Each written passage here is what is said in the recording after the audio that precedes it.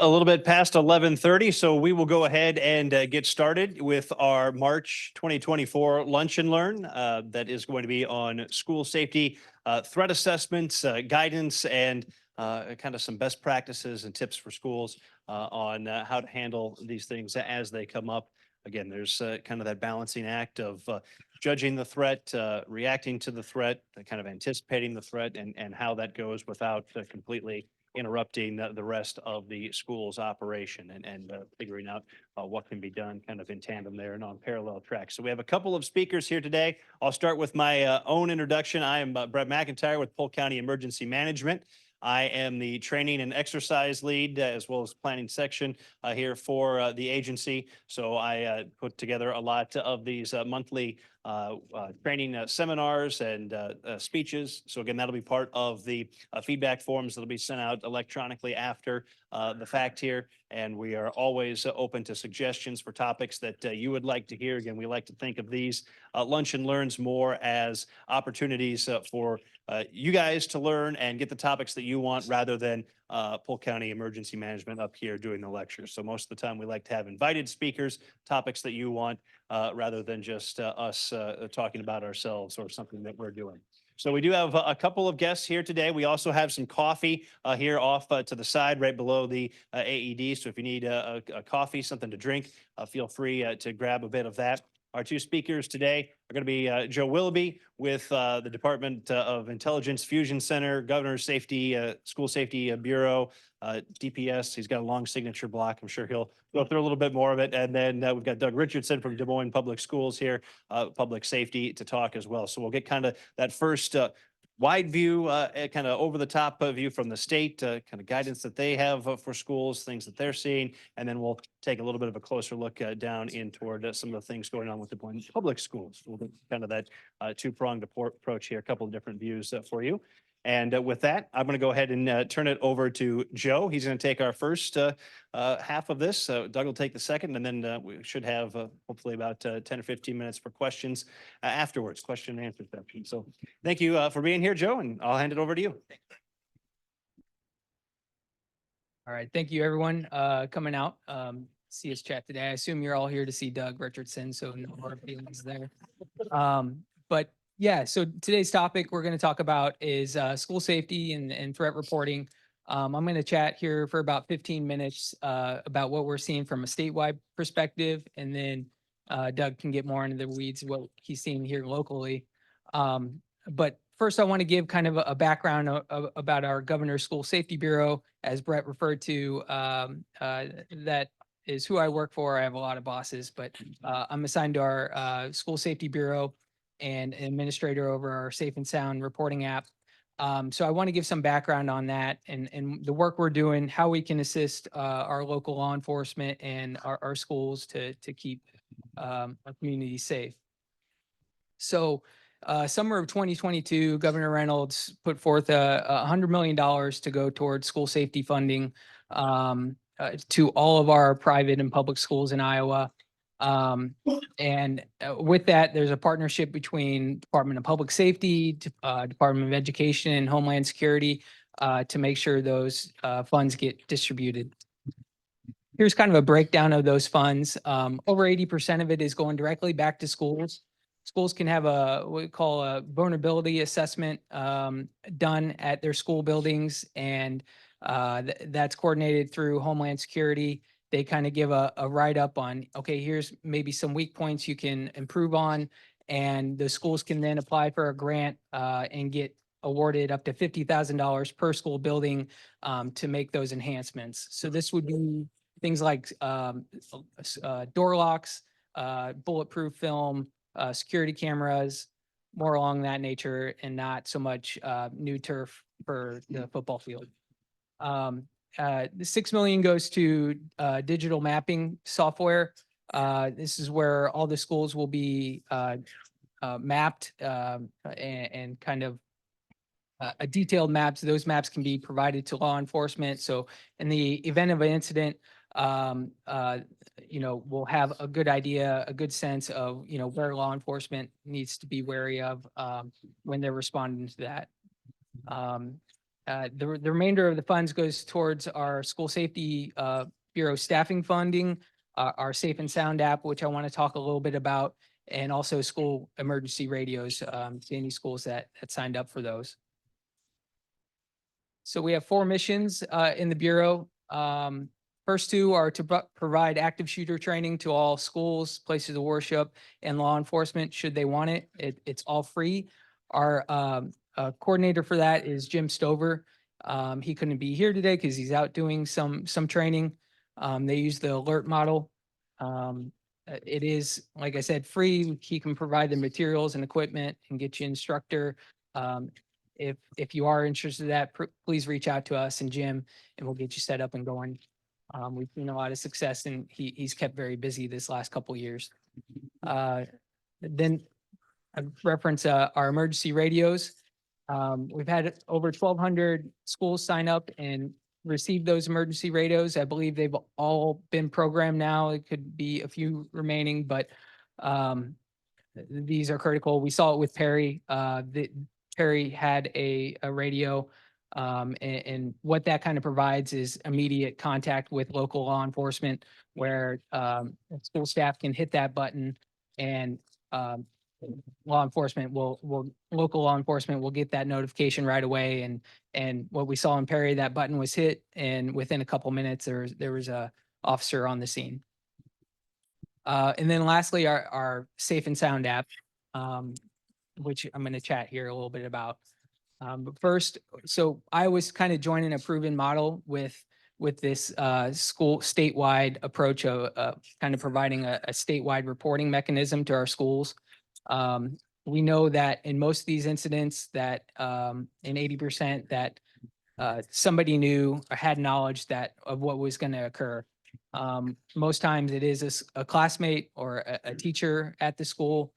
And so we're not first trailblazing here. So we're kind of joining a system that we believe works. We're also not last. I think there's a little over 20 schools around the nation that have these, or states around the nation that have these statewide reporting tools.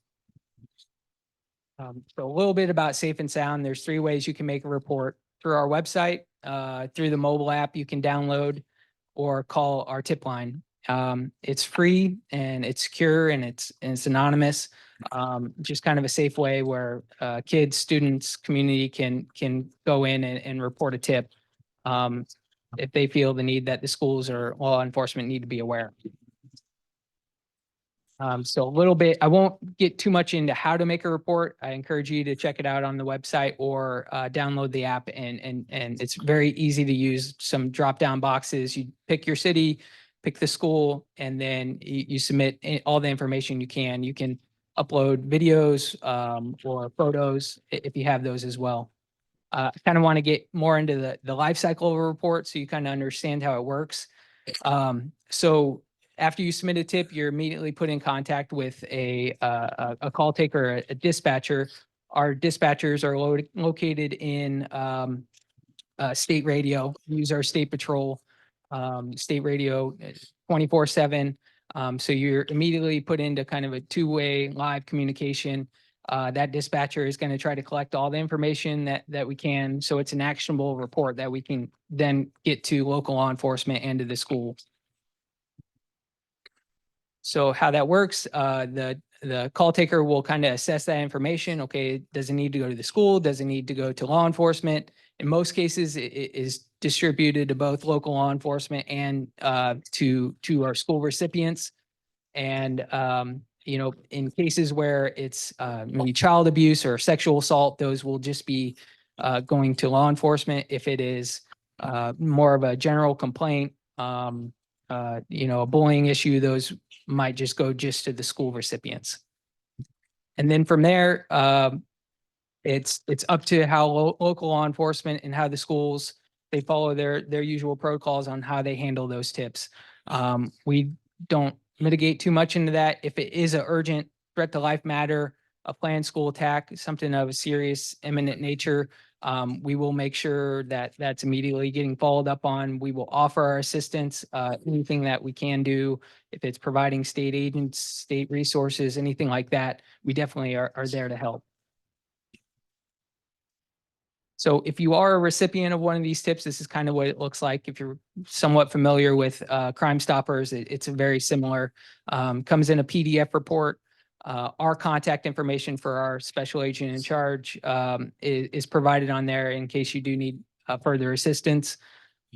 We also have a click here link, and that is to let us know you received it and to fill out disposition once you have it.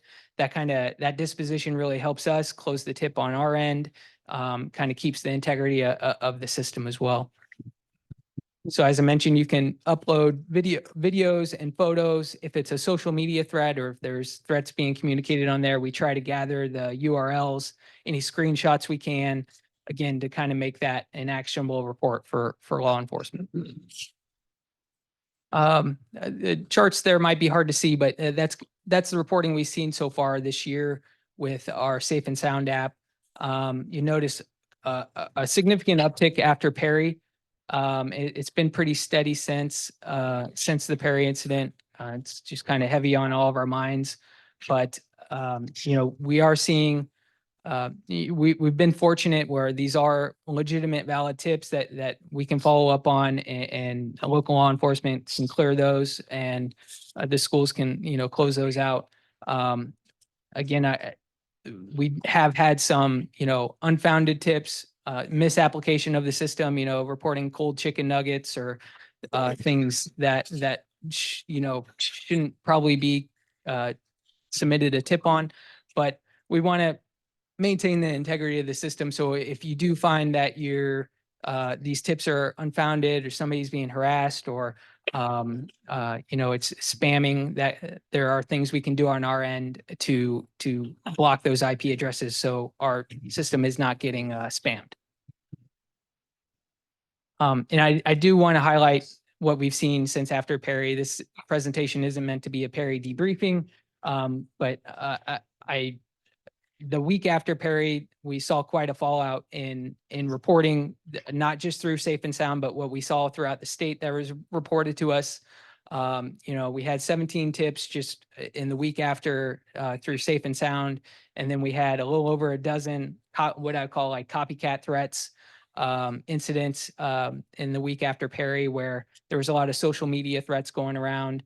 There was a few here locally. I know there's one, in one case, a kid said something on Snapchat that, was intended to be a joke, but you can't take these as a joke. They need to know that they're taken serious and, charges can be brought forth. We also noticed, with working with our partners out of state as well and our federal partners, that some of these threats were coming from foreign actors or out of state just to, cause stress on us. So that's just something to note. In the event of a critical incident, you can expect kind of an uptick in these kind of threats. So things outside of Safe and Sound, threats that we have reported to us or we have involvement in, we keep track of those. Again, a significant uptick in the month of January. These would be more of those social media threats that go around. We had a wave of swatting incidents, and I'll get to swatting in the latter part of the presentation here, if you're not familiar with what that is. But we had a wave of that in January as well. So it was a lot of, I would say headaches, but heavy stuff that was going on that month. The map there might be hard to see. It's not intended to really show like a hot spot or anything like that. That's just, what's being reported to us. These are where these incidents are happening. And just in the last month, I kind of wanted to give you some screenshots of what we're seeing. These are those screenshots that are kind of going around and will be posted on social media. I'm sure you maybe seen a couple of these, but they're usually pretty generic and vague in nature. They don't reference a school or, a specific school or anything like that. They're just meant to cause some public panic. And the problem is these are getting just reposted and not reported.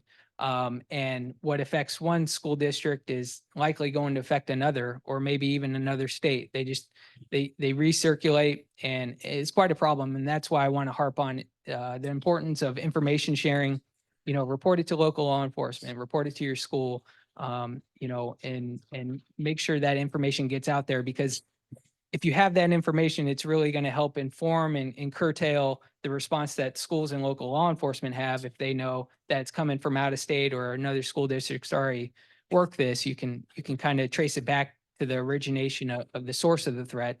But it also eases the panic that helps law enforcement and schools get the message out that it's being worked, investigated, it's not credible. So getting that message out quickly is a challenge, but it's worth tackling.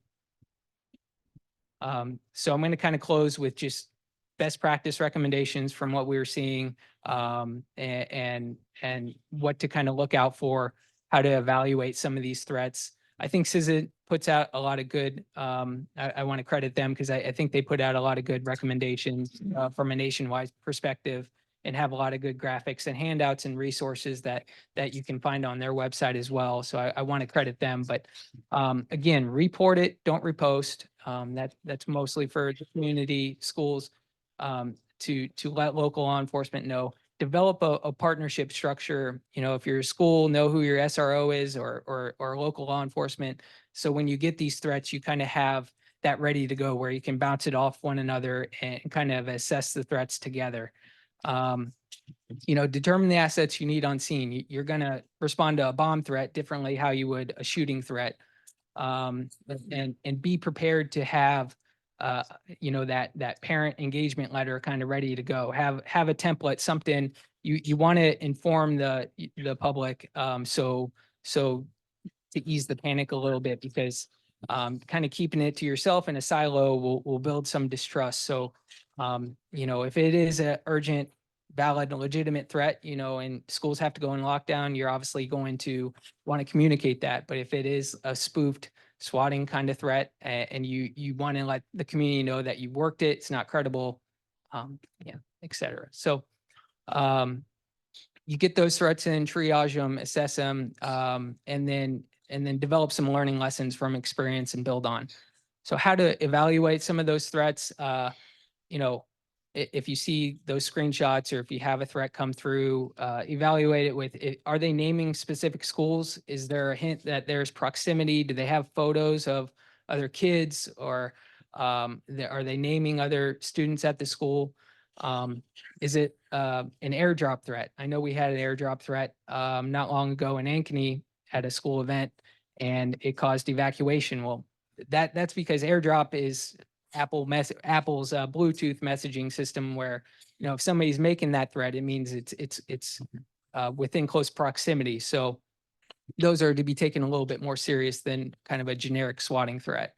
And is it just a screenshot or a recycled image online that is vague? You're going to handle those a little bit differently. Swatting would be more of those clustered threats that you see in waves, where somebody calls local law enforcement or the school and gives a kind of a scare tactic message to trigger a immediate law enforcement response. What measures is the suspect who's posting the threat, are they taken to conceal their identity? This would be a big indicator. If they're blocking their IP address, or if they're blocking their phone number, or if they're coming from an out-of-state IP address, that's likely an indicator that it's not a credible threat. These graphics are from CISA. They just kind of reiterate everything I just said, but you have to take all threats serious, and you have to investigate them to determine if it's a valid threat or not. And we want to get the message out that it is a criminal offense to make these threats. It's not just a joke. They do cause a lot of panic, a lot of money and resources for law enforcement to respond to these, school lockdowns, postponed events. It's just a huge headache. So we want to get this message out there to, have your protocols in place, your partnerships in place, to have things kind of ready to go, as these threats happen fast. Then when I kind of close with swatting, as I referred to, it's kind of a curse word in my arena, because it could mean a headache for days or weeks. but it refers to a false claim intended to trigger an immediate response. They could come over phone or through email, where they're hoax threats. They're just trying to, whether it's just a kid trying to get out of school. I think more it's what we've seen is it's foreign actors or out of state that are just trying to stress our system. So I don't really have a good explanation other than that. But they're pretty constant. We've seen, I want to say, a couple waves every year of these where we'll have a dozen in a day. I know in this last wave in January, they, instead of calling law enforcement, they were calling local schools. So it's one thing for a trained dispatcher to get these threats. They kind of know what questions to ask. They're a little bit more savvy with how to respond to them. But they're calling school staff, or it could be a secretary answering the phones, and you got somebody calling and saying they want to come and bomb the school. So it creates some panic there. But if we get the message out and we catch the wave early and let the schools and law enforcement know that a wave's going around, it could really help ease the panic a little bit. So some indicators of a swatting call, I know our dispatchers kind of know these, but it's, is the call coming, is it just one call? In the event of an actual incident, there's going to be, in Perry, for example, there was dozens of calls to 911 and their admin lines within minutes. If it's just one call, that's a good indicator. Is the call coming to a non-emergency line? So these swatters will use VoIP phones or like burner phones, dummy spoof phone numbers. They can't call regular 911. They have to call a administration line. So that's usually a good indicator.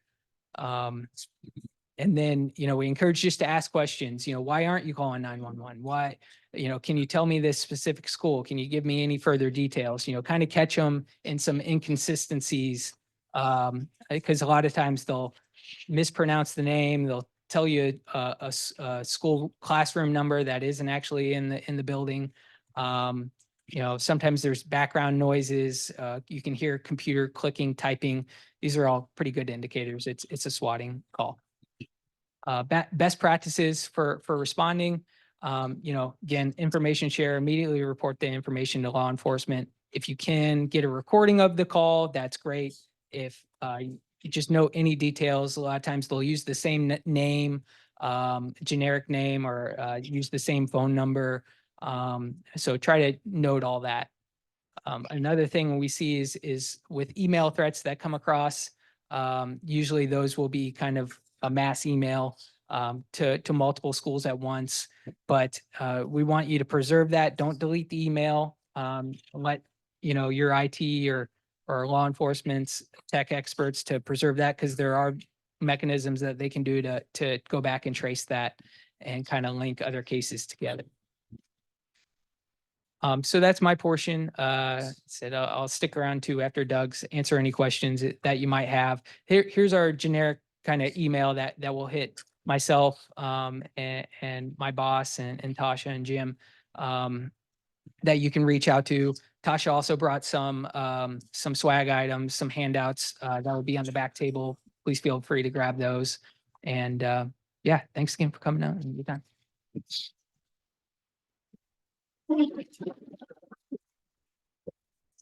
All right, thank you, Joe. We'll switch the presentations here really quickly. We'll get to Doug, and then at the end we'll get questions for either Joe or Doug. So if you have those, just kind of make note of them, and we'll get those set up here at the end.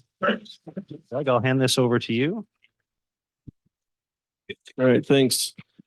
Morning, everybody. Thanks for coming out. Kind of looking out at the wide variety of folks here. It's good to see law enforcement. There's some fire EMS here, some commanders, as well as elected officials. This is what it's all about. And I think that's the main thing we're trying to focus on. I got a couple of my colleagues from Des Moines Schools up here. Missy is our health services supervisor, as well as Stacy Nessa. She's one of our licensed social workers and deals with juvenile court liaison type stuff with our district. So I kind of want to hit off on that. And that group really is a very diverse group of people. We meet every Friday, and it's everywhere from the education side to the law enforcement side and everything in between. And really, it kind of reinforces that community effort, right? If we're going to get ahead of this thing or these things that we're dealing with, it's going to take everybody, not one simple little group siloing their efforts. So kudos to those folks that are on our team that help us do that. I give Paul Parizek the credit for this. He did this on one of our, I think it was one of our swatting incidents. Nonetheless, listening to some of the things that Joe was talking about, we have had about 14 to 15 of the anonymous reporting app tips made directed to Des Moines Public Schools. I would say the vast majority of those were probably bullying, harassment type of things. So we kind of have to just guide those folks to deal with those in the correct areas. But this was East High School. Again, another one of those internet-based social media threats. We get these a lot. I think we had 2 or 3 just yesterday that are coming from all over the place, all over the United States.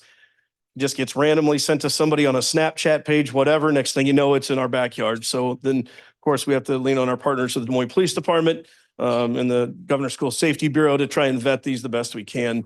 In our area, the Des Moines Public Schools, our public safety department, we were really that liaison. We're just kind of directing traffic, helping, our 68 buildings and those administrators understanding, okay, this is the best place for this to go, and et cetera. So really just being a traffic director is what we do.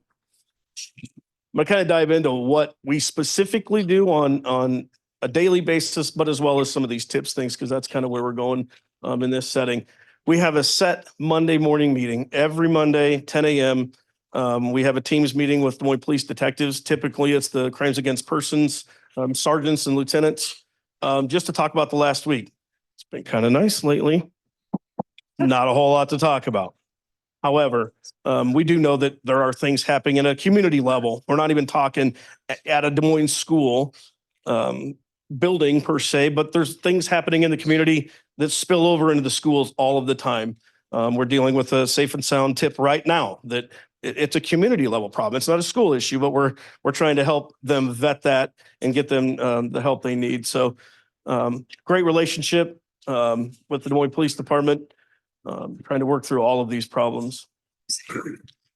Just kind of put a little piece there, plug for my Des Moines fire friends here. Again, right here in the Des Moines metro area, it's constant considerations, changing of policies and protocols. We're working on some big stuff with Des Moines Fire and the Metro Star team as far as we'll kind of get into the alert piece, which spills into CRAZE. So the civilian response model, which we're adopting at Des Moines Public Schools on that active killer, active threat event. I'll put the little ISIX plug in there as well. We are about 2.5 years ago, our public safety department went up on the ISIX radio systems, the statewide radio system. We're just now starting to expand that. Looking at transportation, we've got buses. I was completely blown away the other day talking to our transportation director. On any given Friday night, we can have 20 buses full of kids all over the state of Iowa. I had no idea. I figured it maybe a couple. But Sioux City was one that what I thought about. We're sending all of this precious cargo on a school bus way up in the middle of nowhere. What are they going to do if something happens? Well, I said, we could buy them an ISIX radio. No, that's not going to work.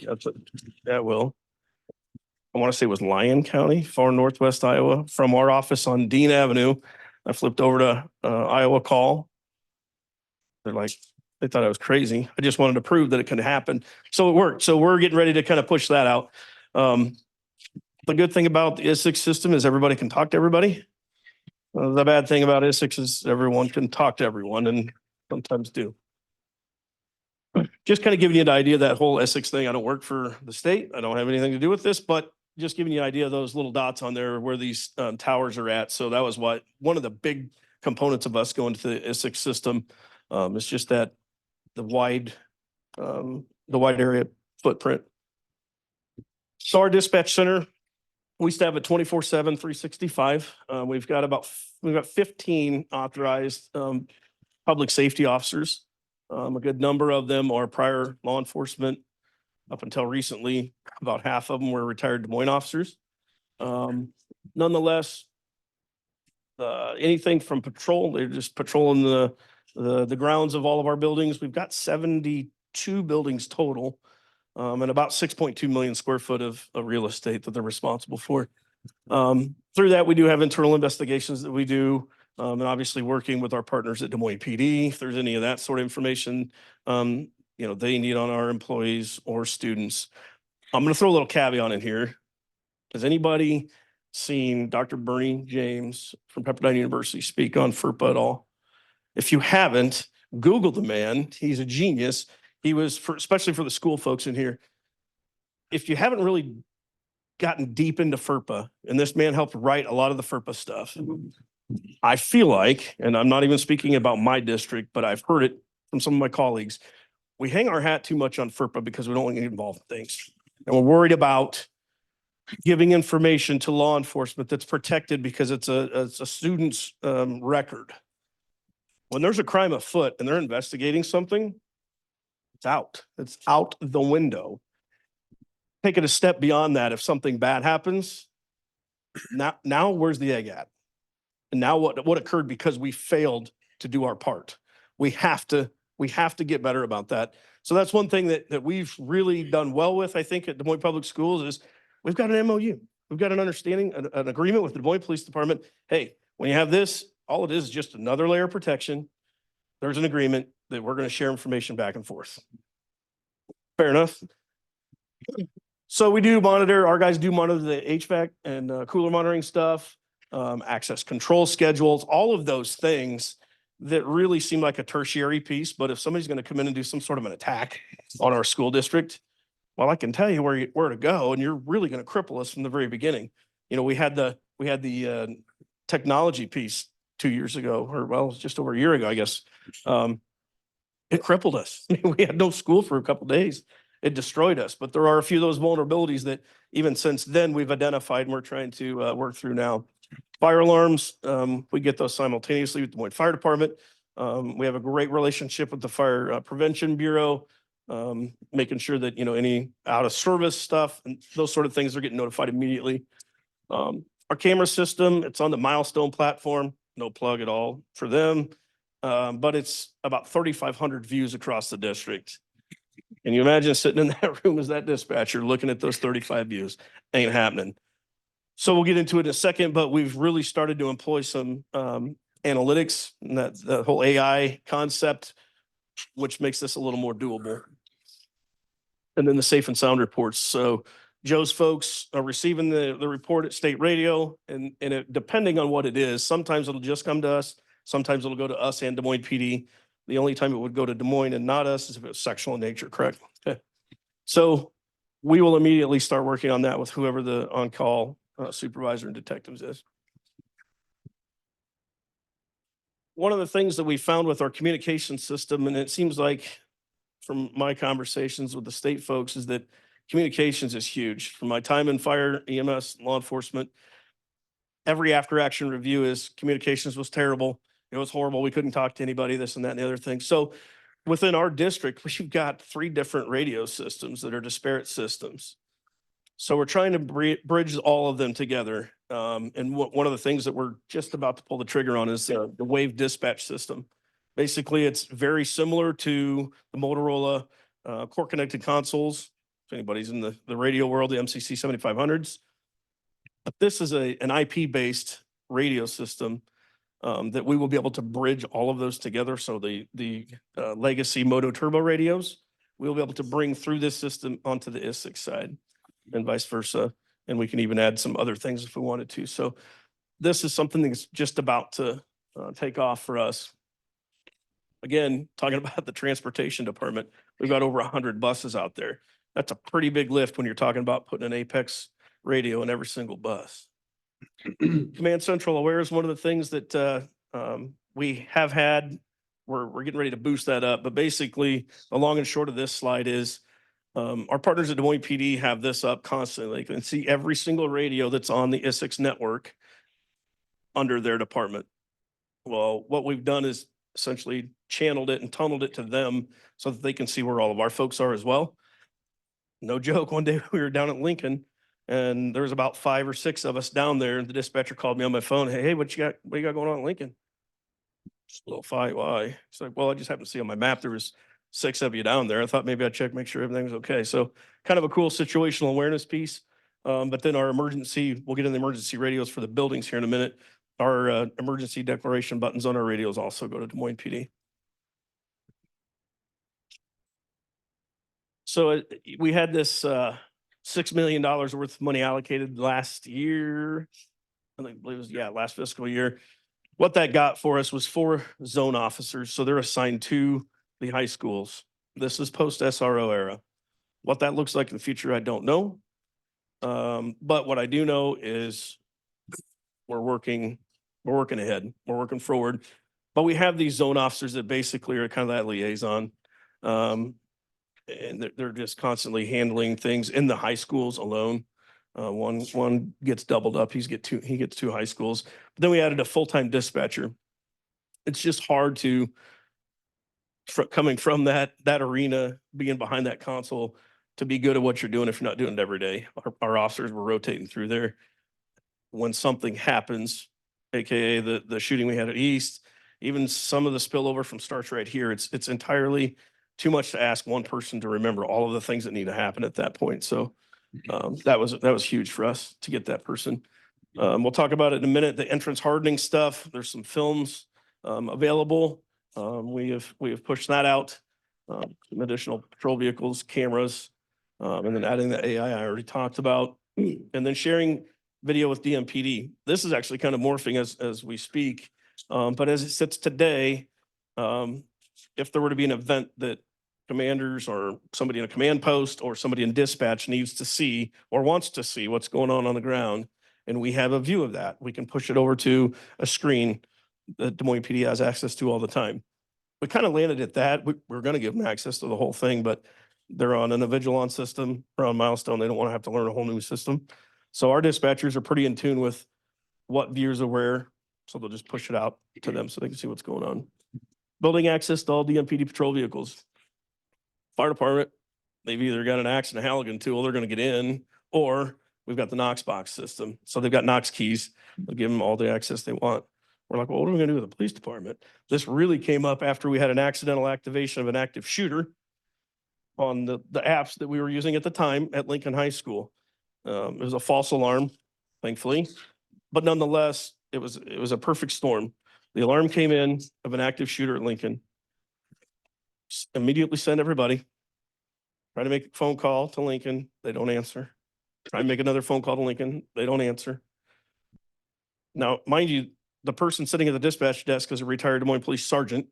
So he calls 911, whom he spent 3 years as the dispatch supervisor. So he understands how the 911 trunk lines work. He calls 911, it doesn't go through. So in his mind, what's he thinking, right? Like, well, this isn't good. The trunks are tied up. School's not answering. He's looking at cameras, can't see anything at all. So he calls PD and says, hey, this is what we got. Well, they send the cavalry. And it was awesome because the school had no idea this was happening. And one of the first things that one of the naysayers said, whoa, if you ever thought the cops were coming or not coming, they're coming. And he found out because there was every agency you could think of, and not just in Polk County there, from everywhere in a very timely manner. So I think that was a good testament to the collaboration with those folks as well. Excuse me. IntelliSee, this was the analytics company that we ended up going with. There's a number of different things they can do. What we're really looking at today is weapons detection. There's a trespass is what they call it, but basically it sets a perimeter around your building or wherever you want to put that perimeter, see if something's moving. Again, just getting it to that dispatcher's forefront because they're looking at way too many things on that screen. The film, we talked about that a little bit ago. We did end up going with a 3M product. There has been quite a number or quite big improvements made to that. I'll show you a couple of these films. This is our former interim superintendent or now assistant superintendent, Matt Smith, throwing a huge weight into this double pane window. You see the front pane, which is not covered, completely shatters. There's the second pane or the back pane. This is a single pane window. Our carpenter foreman. That's pretty sweet. A few seconds maybe. Is it going to save? Is it going to keep them from coming in? Absolutely not. We're trying to buy seconds here. So tons of these different products out there. One I wanted to mention is Clear Armor. I noticed Detective Pullman's there in the back. It's his side hustle, but he does have a kind of a show and tell coming up at Range Masters. I would encourage anybody out there to go look at this. It's good stuff. Again, not endorsing one product or another, but definitely an opportunity on April 3rd to go out and see it for yourself. The school emergency radios, Joe talked about that. That funding from the governor's office or the governor's school safety bureau came for that. Quite a bit of planning went into that. Let's see, Chief Roth is back here with Windsor Heights. We've got a school in Windsor Heights. We've got a school in Pleasant Hill. Windsor Heights is now with Westcom. Pleasant Hills with Polk County. Des Moines handles their own. So trying to figure out where that emergency button is going to go was, I don't want to say it was an argument necessarily, but it made the most sense to send Coles Montessori School from Windsor Heights to their PSAP. Polk County gets Pleasant Hills and et cetera, because that's where the responders are coming from. So that's how that all works. The big button, if you're not aware, opens the microphone for 10 seconds, 10 to 15. It's programmable by the technicians, but the idea is they can push the button. The dispatchers will be able to hear what's going on in the background, which is exactly the case in what happened in Perry. So we actually went down to DMPD, worked with Brad Button, the communications administrator, and our communications folks shot a little video, about a 6-minute video, just to really let our staff know it's a showstopper. If you've not been in dispatch, you push that emergency button. It's obnoxious for a reason. It flashes in their face. So we wanted them to see what it looks like to Des Moines PD if and when you push this button. Trying to reinforce that this is not because someone's having a diabetic reaction. It's not because 20 kids are having a fist fight outside. This is no joke. This is real. People are going to die. That is what that button is for. So I think we got our point across with that. All of our locks inside of our school have this intruder function. If it's going to work. All right. Basically lockable from the inside.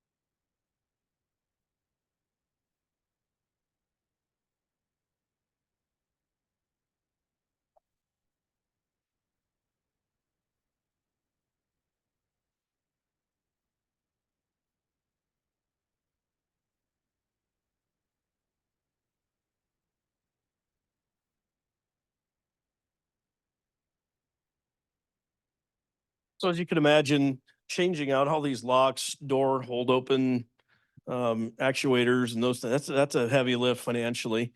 Thankfully, folks that were in place long before my time at DMPS had already kind of thought through some of these things. So that's one that is just standard, period. Every one of our rooms gets one from the very beginning. So I want to kind of shift gears here for just a hot second. We have recently adopted the CSTAG model for behavior threat assessment. Actually, the bureau chief from the Governor's School Safety Bureau took the training with us just to see what it's about. Nonetheless, all of our staff are level 1 trained, and about 300, Stacy, across the district are level 2 trained. So this whole CSTAG, we could talk for days and days about this, but it's very new. I think it's working well. Where that information lives is kind of in the hot button item for us.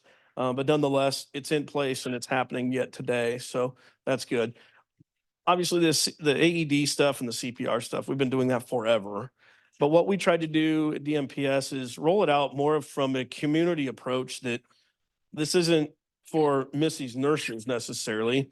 It's for one of these officers that are trained and they're there for a nephew, niece's basketball game, whatever. It's there. It's not locked behind a nurse's office, in an office, a front office somewhere, that anybody and everybody can use it. Taking another step into that, we added Narcan to those boxes here about a year ago too, wasn't it? Just last year. I just asked Missy this morning. We've had 3 known times that were deployed. One of them, the student vomited, woke up and said, "What's happening?" So that one time, it's worth every penny we've spent on it. Nonetheless, we're just started to, I think it's some new mandates, doing the mandatory reporter stuff, but just really making this kind of a closed loop. Regardless of what your position or title is in Des Moines School District, we want everybody to have the basic foundation from CSTAG all the way up through, mandatory reporter and CPR, AED, and Narcan stuff. So back to the whole alert training that the Governor's School Safety Bureau was talking about. Currently, Des Moines PD, well, they've been doing it for quite several months now with their each different watch. They're doing the alert training. CRAZE is the civilian version of that training. It only made sense that if Des Moines Fire's training on the rescue task force right alongside Des Moines PD doing alert training, that we would do the civilian version of this. So that's really what we're pushing out. The thing we're struggling with, I think, from a district perspective is, how do we push this out to kids in kindergarten, first grade, second grade? How do you push that out to a middle school kid versus a high school kid? The message has to be the same, but you have to present that completely different. So we've done 3 of these trainings now, one with the help of the Governor's School Safety Bureau. Nonetheless, we're refining that. We're going to keep pushing that out here and really capitalize on our time this summer and push it out at the beginning of school for next year. The thing we really liked about it, instead of the run, hide, fight, we don't like the idea of the run, hide, fight because of the hide piece. Hiding makes you a sitting duck. We're gonna show it here in just in a second. The avoid, deny, defend is avoiding that threat, whatever that threat is, however you have to avoid it. So then obviously in the last, deny, barricading the doors, and defend, you'll see how they did that. But it's really, what are you gonna do? And empowering the teachers, empowering the school staff, that if that means do things that are counterintuitive to you, like break a window out of a classroom, well, do it if that's how you're gonna get kids out. So that one's been kind of different. It can be difficult, and I know that like the SROs in the room understand this. The way an educator thinks is very, very black and white, very regimented. It's written down, it's planned, it's in 15 Excel spreadsheets. Law enforcement, fire, and EMS don't function that way, period, ever. There's a guideline. They call it an SOG for a reason. So trying to get them to see it through that lens has been a little difficult. So Virginia Tech is kind of where it was one of the big ones in the CRAZE training that I think really highlights what sold us on this. I'm going to save you the time of reading all those things, but as you can see, the two things I want to highlight. So room 206 was where the shooting started. The shooter came in and shot and killed a few. Went back to find some more rooms because obviously we know, based on history, that their plan is to kill and do harmful things to as many people in the shortest amount of time. We know that. Hence the reason why we're trying to buy seconds to get law enforcement there, because that's really our lapse at this point. So this individual leaves and continues around to some other rooms, ends up coming back. Room 206, they stayed there. They didn't do anything. 9 dead, 2 wounded, and 2 were uninjured. Move ahead to room 204. 204 was interesting, and this goes to the avoid piece. Room 204, he walked in. The professor, who happened to be a Holocaust survivor, was holding the door and telling his students to bail out the 2nd-story window. Unfortunately, the instructor, the professor there that was a Holocaust survivor, did end up dying in that. However, 10 of them escaped, and the remaining were either shot and or killed. But if you look at the numbers, just strictly by number there, those 10 that got out probably didn't think about it ahead of time that they were going to have to jump out a 2nd-floor window. This man saved a ton of people. Unfortunately, he passed away. 205 is kind of an interesting one. They actually were denying the entire time. They were complete denial in that room. They actually formed a human chain on the floor and blocked the door with their feet. Shooter tried to shoot in at the door, but it flew over all their heads. So kind of an anomaly there, but nonetheless, it did happen. I don't want to get too deep into like our protocols and our DMPS plans, but I will say that we found it extremely helpful to reach out to our decision makers, to our elected officials, and really even at the building level, letting them know that when this bad thing happens, you're going to be told what to do, first of all, from the responders. That being said, being in your positions of authority, you'll have a seat at the table. You know, I know that if Chief Davis comes in his fire SUV to East High School, I know that my principal knows that she and the building chief are to go to him immediately. They have a seat at the unified command posture, and they have to be there. So that was kind of a tough one. I mean, these educators want to do things to help and nurture these children. Can't have you doing that today.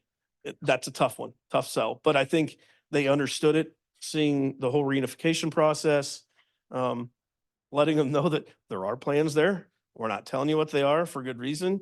But just to let them know that these plans are in place. And frankly, it was a very small thing. We had a fire at Studebaker Elementary on County Line Road. Chief Davis was the incident commander. Went very, very well. Everybody had their own ideas. Their internal processes worked well, had accountability of every kid. We shuttled them to a nearby school. Thankfully, the fire wasn't that big, but nonetheless, the plans were in place. We have identified a number of things we can improve on, but I think it really was a testament to our employees buying into what we're trying to accomplish. So with that, I don't have anything else.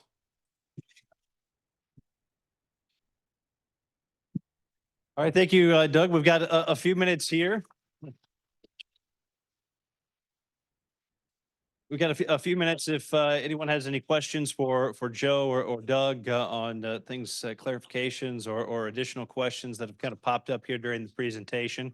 We can go ahead and take a few minutes here for Q&A before we send everybody on their way. So for the safe and secure from the school standpoint, how do we update our lists? When we start next year, we might have some switching of roles. And so just making sure that's updated. Grab the mic because I don't have a booming voice like. No, that's a good question. So the question was, how updated are the lists? So this would be like the school recipient list. And I should have kind of clarified, if it's a law enforcement matter, any tips that go into law enforcement, call is made or a teletype to the local dispatch to make sure it's kind of sent immediately and followed up on. If it's just a school matter, if the tip goes to a school, it's sent to our school recipient contacts. So we have school recipient contacts for all schools in Iowa. All schools should be in the app. And those are updated, I would say, yearly. But so the default is the superintendent for that school district. And then we've also had schools, we sent out kind of a reminder, let us know if you have turnover. It's just a pretty simple form to submit to us to keep our app updated. So that happens throughout the year. Tasha and I kind of work on those sporadically throughout the week of if a new principal or so those school recipients are usually going to be a principal, assistant principal, an SRO if they have one, a counselor, whoever the school deems fit to handle those tips. So we send out these reminders to, hey, keep these recipients up to date as you can. I should also say that none of this is mandated. We don't have any mandates that you have to market our app, that you have to use our app. It is voluntary, but we're trying to do our best to get the word out that this is a free app. We provide the manpower and the software to get this reporting mechanism out. So to answer your question, it's kind of yearly, but sporadically. Is there a future, some sort of annual report? Some sort of annual report that your office will be putting out to law enforcement about what was seen over the trends from the last couple of years, and also schools or law enforcement agencies that take the reports directly. There is no mandate to report to your department. We took 5 threats, or we took 5 reports of whatever suspicious activity, that type of thing.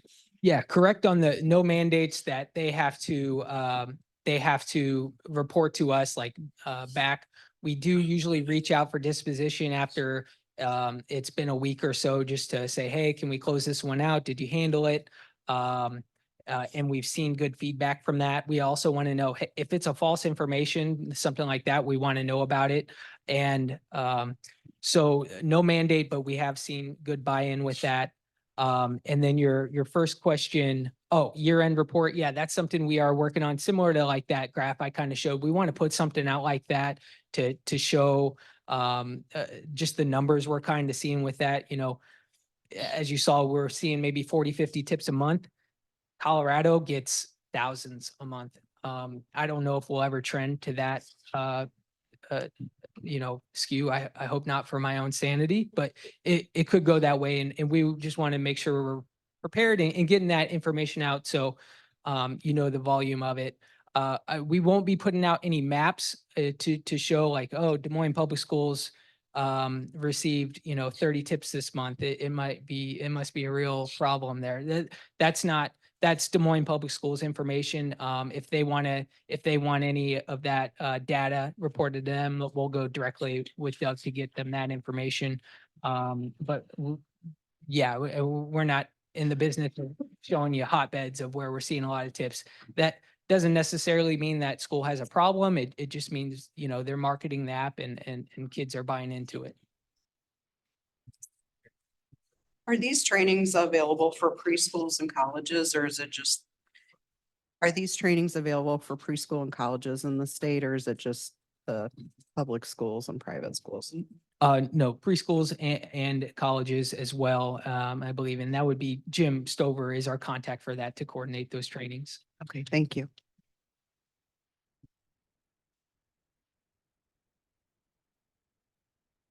Doug, I was just curious if you could elaborate a little bit more on, I think you called it CSTAG, the threat assessment protocol.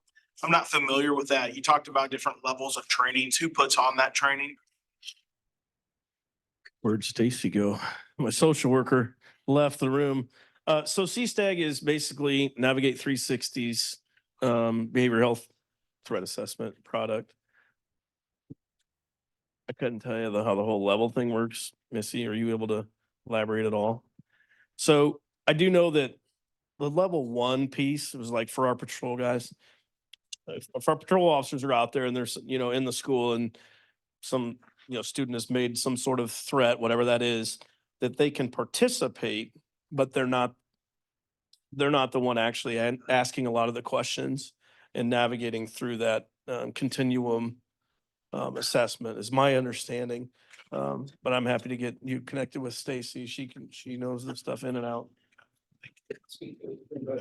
Just a little bit. I kind of knows as much as Doug does on that, but yeah, Navigate 360, the CSTAG model is something that came out of University of Virginia. Some super smart people that built these threat assessment models. And how it kind of goes is it builds a for folks that take the training that are within the school or within law enforcement. It forms a multidisciplinary team. So you have a principal, you have law enforcement, you have a behavior, maybe a psychologist, somebody gives everybody kind of a seat at the table to say, okay, we had this threat come in. Was it a transient threat where we can just do our interviews, kind of close it out? Or was it a substantial threat where, okay, this person or student of concern needs ongoing check-ins, it pretty much provides a playbook on how to handle these threats. So it is kind of the gold standard of what some other states are doing. And I don't want to kind of speak out of school. It's, I think, something that the state hopes to provide statewide if there's an avenue that we can go to provide those training materials, kind of house the software or something like that. That could be something that the School Safety Bureau looks into if we can get the funding, but just kind of a pipe dream at this point. So as you say, one of the other things too sorry about that to interrupt you. One of the things that we did as well is including that Des Moines police component, like he had talked about, but also what we find in the metro, it seems like some of these students will jump from DMPS to Norwalk to Urbandale overnight. So if we have now all of these CSTAG assessments, evaluations that we've done, that doesn't just get erased overnight. So how then do we give that other school this information that we've already done all of these things, or here, this was a substantive threat that now we are doing these regular check-ins. Really shouldn't be any different for them, even though it's a brand new school. So that still is kind of up in the air on how that's going to pan out. But sorry, go ahead. No, I was just gonna say the CSTAG was created by Dewey Cornell at UVA. So he's a renowned forensic psychologist, and the CSTAG is the only threat assessment tool that's available for K through 12 schools. That's peer reviewed by numerous other forensic psychologists, and that's proven to work. It's currently required in every school in Virginia and Florida. And Dewey and his team has done a lot of work with the BAU in threat assessment. So yeah, it's a fantastic program, and Bergman is obviously using it as well. So yeah. Thank you. Sure. Douglas, Des Moines Public Schools several years ago hosted a threat assessment workshop that involved law enforcement and the school administrators and counselors. I can't remember what it was called. I have the manual at home or back at the office. Is there thoughts about maybe hosting that again? Maybe involving more SROs and having, as opposed to meeting in silos? You know, like you said, the students are nomadic now as opposed to staying with one district over time, maybe increasing that knowledge base amongst the agencies in the metro and even across the state. Again, I know that I came down from Clear Lake to do that, to attend that training, and I still had that manual. Is there thoughts of maybe bringing that back again? Maybe the AEA was involved in that too. I can't remember, but it was actually at your transportation building out by on the east side, maybe, or Your office, but no, I think you bring up a good point, especially in case of Windsor Heights. You've got how many schools that are all around you, but none in your backyard, but you're still dealing with the same things, right? Same people. Great question. I wish Stacy was in here. She could probably answer that a lot better than I can. But we have a meeting this Friday and I will certainly bring it up. We have no problems hosting those sort of things, and we're trying to do it more and more as we can because we know that's happening. So we don't know the right answer. It's frankly where we're at.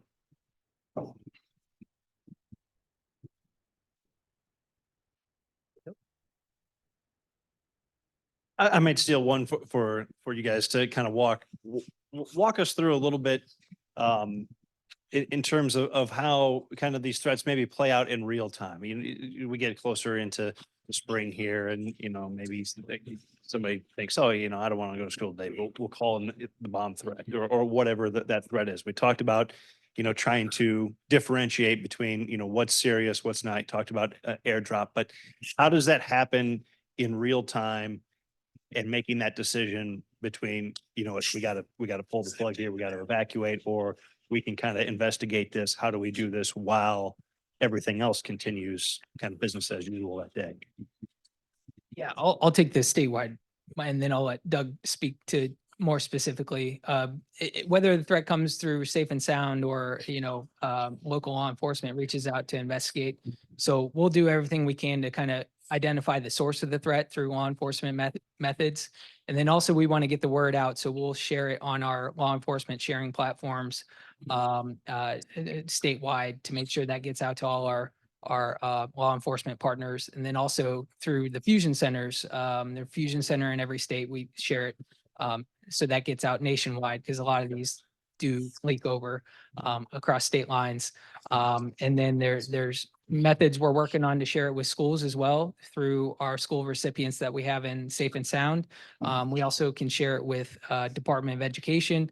They have the distribution list as well to share that information if in the event it's more of a swatting incident. And then I'll let Doug speak locally. Based on the swatting incidents or some of the even the social media stuff, it was a Des Moines DMPS student that did the airdrop thing. That was in high speed real quick. For obvious reasons, it hit the masses so fast. And then obviously the evacuation up there in Ankeny, it was merely minutes before Ankeny PD's on me saying, who's this kid and find him. Well, he didn't take the bus back to the school after the event. So that added another cog in the wheel. Nonetheless, we were really just a support component to that. Working with Ankeny PD, working with Des Moines PD, because obviously the differences in distance, but really, I guess I would say for the swatting incidents that we've had, pump the brakes a hot minute. Just unless there's something credible that seems like this is an immediate endangerment, pump the brakes a hot minute. Let's kind of vet it a little bit. And then frankly, we're going to lean on our partners with the fire department, the police department, the sheriff's office, state. Let's make a collective decision on what we're going to do here. But typically, and in the recent past anyway, it's nothing that has been like immediate. The last one we had at Roosevelt was actually pretty slick deal because there was no school the day that it happened. So we hardly have that one, but. I guess I just want to add to it because it's fresh in my mind, but last fall we had the entire Cedar Rapids school district had to close down a day. And it was because the threat that came in was made on Snapchat and the language wasn't generic. It included students' names, it included students' photos, and there was some hate language in there. So when we worked with Cedar Rapids on that, because we were getting Safe and Sound tips on it as well, I'll throw myself under the bus. It took us a couple days to sort that out, identify the source. The suspect used some methods that made it challenging for law enforcement to identify. So they had to make the hard decision to close school for a day. And that's kind of the last thing we want. But each of these have to be handled kind of differently and taken into context. But we were eventually able to identify, interview, and determine it wasn't a credible threat. But sometimes it could take some time to sort that out. Okay, well, thank you everyone for coming to our program here today. I want to thank Joe and Doug again for presenting for us.